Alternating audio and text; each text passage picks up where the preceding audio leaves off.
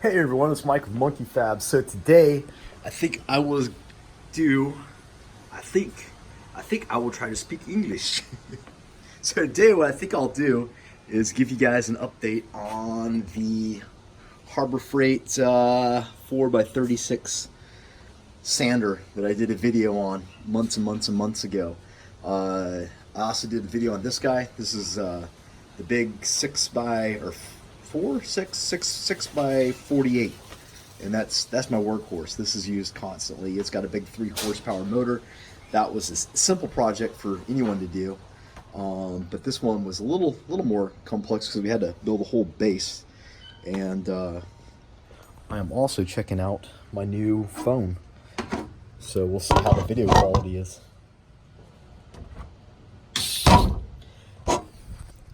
So if you haven't seen the video, basically we just took this Harbor Freight sander. It was like 60 bucks, I want to say, and mounted it. We made a base for it to mount on, and we bought this motor for like 100 bucks from Harbor Freight as well.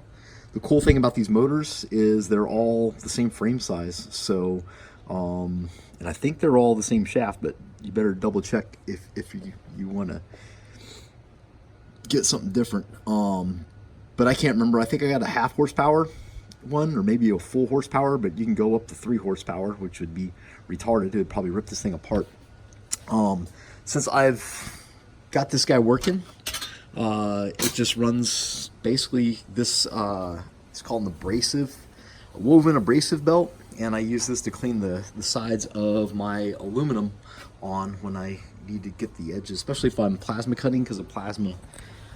If I'm plasma cutting, because the plasma leaves really kind of burnt looking edges. I can show you, just in case you're wondering. Ow, old man back. So this is typical of when you plasma cut aluminum. This one's kind of filthy, but that's just because it's been sitting on my table for ages. But this is the, oh yeah, this camera's nice. But this is what you get, is this kind of like burnt aluminum kind of look, and you'll get some like flash over on it. And I've literally, I just C-clamped this to my table, and I just run it. I use it to hold basically my gloves and my polisher when it's not in use. And I maybe use this maybe every other day. It's not like an everyday kind of thing with this guy, but it's functional. And what I haven't done is gotten a decent, you guys, if you watch the video, I just took a stepper bit and just punched this out. So it wobbles all over the place. And I think if I did something to maybe brace the two, it would be good. Kind of, because you see that it's just a little bit, can you guys see that? It's a little bit flexy. And I haven't tightened this at all. So what will happen is when I put a lot of pressure on it, the belt will slip a little bit, but it's fine for what I do. So I got this guy, and like, let's say you just want to clean that up. And the sides, like I said there,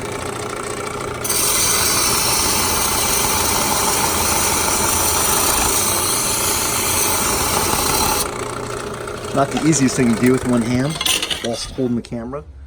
But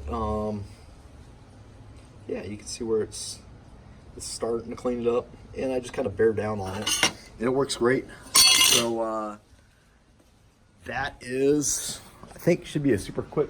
I don't know how much to say. I get that people are like, well, you should buy a real sander. Well, I just didn't find a sander that was in this size. I just didn't see anything. And the stuff that was kind of like the Harbor Freight stuff was like from Grizzly, and it's just all basically, kind of the same stuff. It's not really of higher quality. And then some other stuff I saw was like crazy. It was like $1,000 bucks.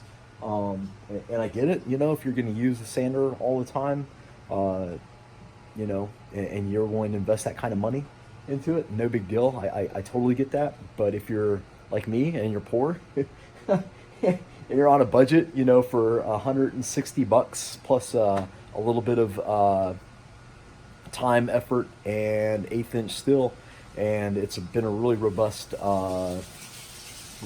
machine. Like I said, I use it probably like every other day maybe, and it just keeps up with me, no problem. I don't even really feel the need to tighten the belt, just kind of roll with it. So that's the update on the 4x8 cheap Harbor Freight sander upgrade, and hopefully that will help you out if you're just wondering how it went, you know, down the road after the video. And until next time, this is Mike MonkeyFab signing out.